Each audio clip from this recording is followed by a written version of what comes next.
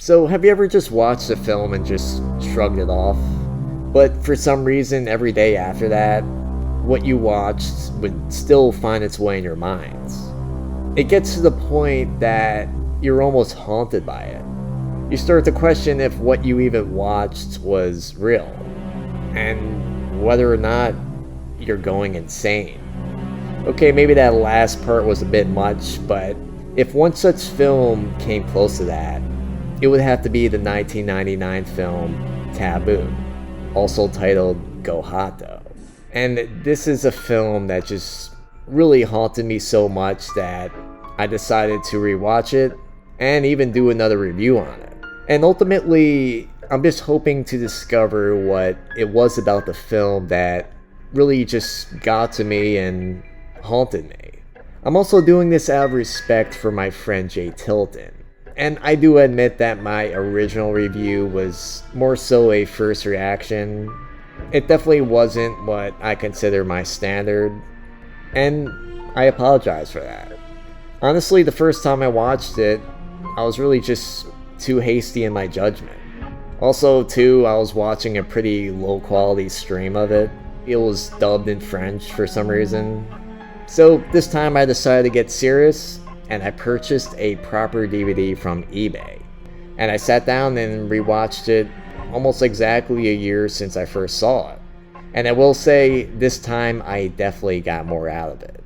And I'll dare say that maybe I even understand Gohatto.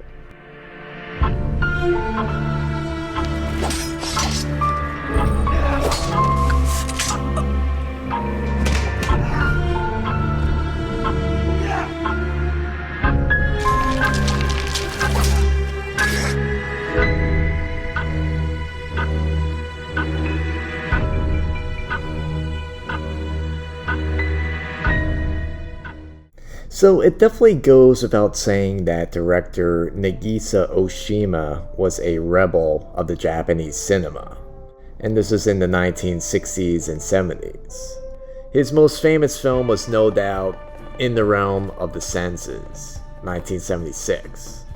This was the true story of a love affair that turned into a sadomasochist obsession, involving one sex scene where a man is castrated. And actually, people were so hyped to attend that premiere that actually one critic was shoved through a plate of glass window. Luckily, he didn't end up like the main character in that film. But Ōshima in recent years has just become a Japanese TV star. And his film Gohatto was really a surprise to those who had just assumed that he had more or less just retired from filmmaking. Nagisa Ōshima may not be a household name like Akira Kurosawa or Ozu, but once you really start digging into Japanese classics, there really is no escaping this man's legacy. By the time he made his final film, he pretty much had enough pull to set up the kind of project that other directors can only dream of. It's not a surefire guarantee for success, but it certainly does help to just have capable people on board for each and every position, especially those who have just necessary craft and skill to execute a director's vision. And ultimately, that's really what makes this film stand out. And Gohatto has a pretty traditional look. This means that you get a lot of just dim browns and grays, this is in the color palette, which are just more muted by just darker lighting, and just a broader absence of bright elements. It's not exactly my favorite look, I do prefer more color, but it does fit the genre and just the mood that the film's going for. And it's done in just a very deliberate and just eye-catching way. And just add a handful of standout shots and scenes and you get a very attractive looking film. And I'll say the score is on the same level of the visuals, but even a bit more interesting.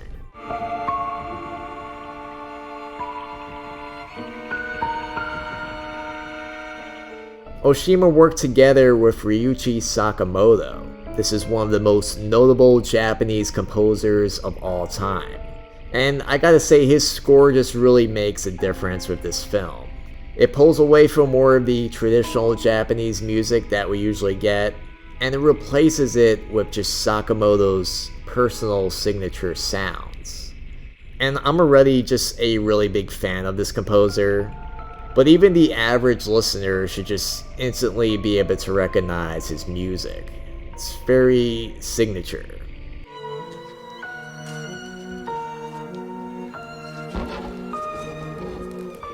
The score definitely has character, and it really directs the mood into a much darker feeling. This is also without just drawing too much attention to itself.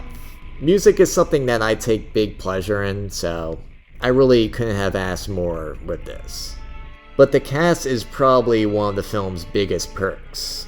Though at the time, some of the biggest stars were just beginning talents themselves.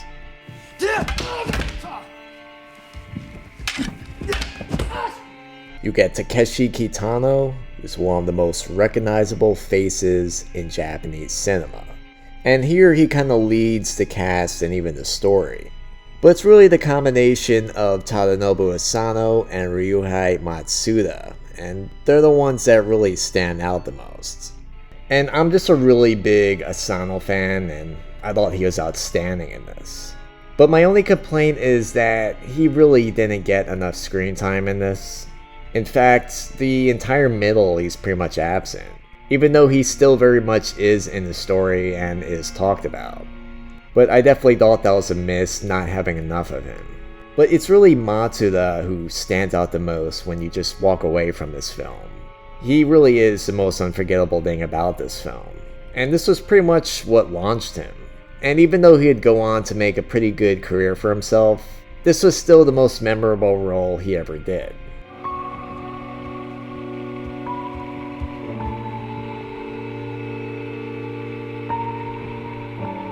So, Gohatto is the story of Kano, a wealthy merchant's son that's descended from a samurai. He is handpicked to join the elite force that is policing Kyoto. This is in the last days of the shogunate in 1865. This elite force was known as the Shinsengumi. This was after Commodore Perry opened up Japan to foreigners. In case you played Rise of the Ronin, you know who that is. But it was before the Meiji Revolution that did away with the shogunate and restored power to the emperor. Here, though, the main character, Kano, is 18 years old. Thus, he's old enough to shave his head. But for some reason, he keeps his hair long enough and in a ponytail. And it goes without saying that he's a very feminine and even beautiful looking young man. It's very similar to some anime characters that we've seen. You know, they're men, but they're beautiful and feminine looking. But in addition to his looks, he's also just an excellent sword fighter. But his beauty ends up being a weapon. It ends up really disturbing the harmony of their training outposts. And one after another, his fellow officers start to fall for him. But soon gossip spreads that he and the character Tashiro are lovers. They were also both accepted into the militia on the same day. So this makes them more so competitive. The captain in charge of training is Toshi. He's played by B. Takeshi, also known as Takeshi Kitano. And he's actually portraying the real-life Hijikata Toshizo. This was the second in command of the Shinsengumi. And we've seen this character in quite a few movies and even some video games. But this character is convinced that Kano and Toshiro are lovers. And it's really all over his mind for some reason. He watches and even sometimes interferes. He's just fascinated by the power that Kano just exerts on other samurai, possibly even himself. But the body count starts to rise around Kano, and suspicion is that it's Toshiro, and he's doing it out of jealousy. But the objective might be much darker. Alright, so now I'm gonna get into the spoilers, so just a warning.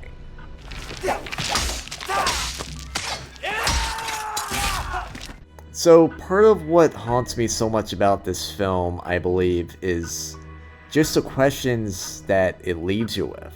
The questions that are never answered.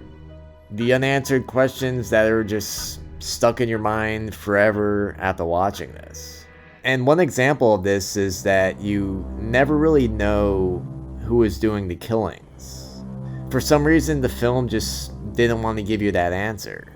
Most people would probably guess that it was Kano, and this is because we did see him executing someone, and it didn't faze him.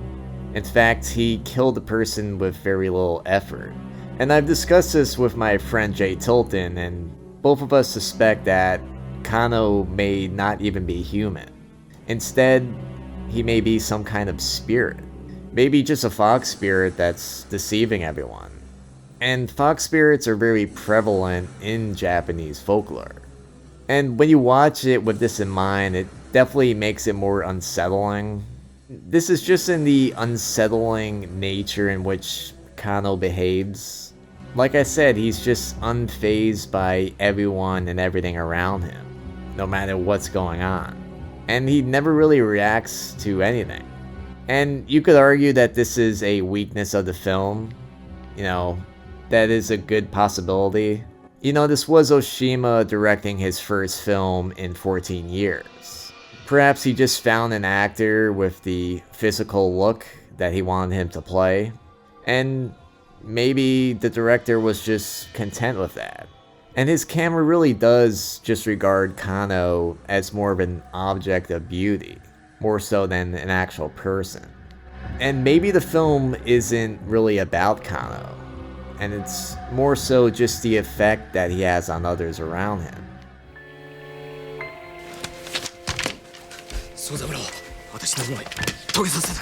One way of making sense of his character could just be that he's a victim of people just taking advantage of him, prior sexual abuse. And he's portrayed mostly as just being preyed on by those above him, and this is in the social system. We're given the sense that their advances are unwelcome by him. But then again, he never actually rejects them. In this regard, despite his great sword fighting skills, he's instead just feminized. And he's viewed more so powerless and without real agency, just an object. And it's tough to say what the message of this film really is. It could be a message about how any kind of romance in a military setting isn't a good thing, and could even lead to death. And there is something pretty shocking and surprising about the ending. Even where it takes place, it seems almost otherworldly. A real non-realistic landscape. And even that kind of just sticks with you. What I believe is the most profound and memorable scene in the film is when Hijikata cuts down the cherry blossom tree. And there's a few ways you can interpret this. He could be imagining and reimagining the effects of Kano's attraction on and for the other members in the militia. And after cutting the tree down, he just states that he was too beautiful. And this really voices his suspicion the entire film that he believed Kano was, in a way, evil. Kano drove other men to lust and then madness. And basically their passions turned into demons. And basically stole Kano's soul. And then we see Hijikata say, monster. And then he spits into the dirt. And then off screen we hear screams in the distance of someone dying. Suddenly there is violence, a single slash of the sword, and the trunk of the beautiful blossoming cherry tree breaks and then falls. Gitano in the end isn't smiling, and then it fades to black. For no grin can light the darkness of Hijikata's last suspicion. It's very much like the moth that was on David Bowie's forehead at the end of Merry Christmas, Mr. Lawrence. The fates of the eternally youthful Kano and the nearly extinct Shinsengumi. They fly away soundlessly.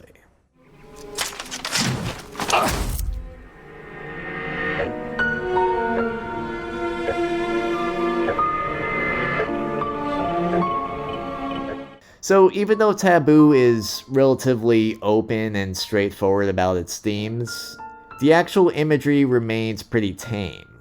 So again, don't expect anything too disturbing in this film, especially by today's standards. It also isn't a pure drama.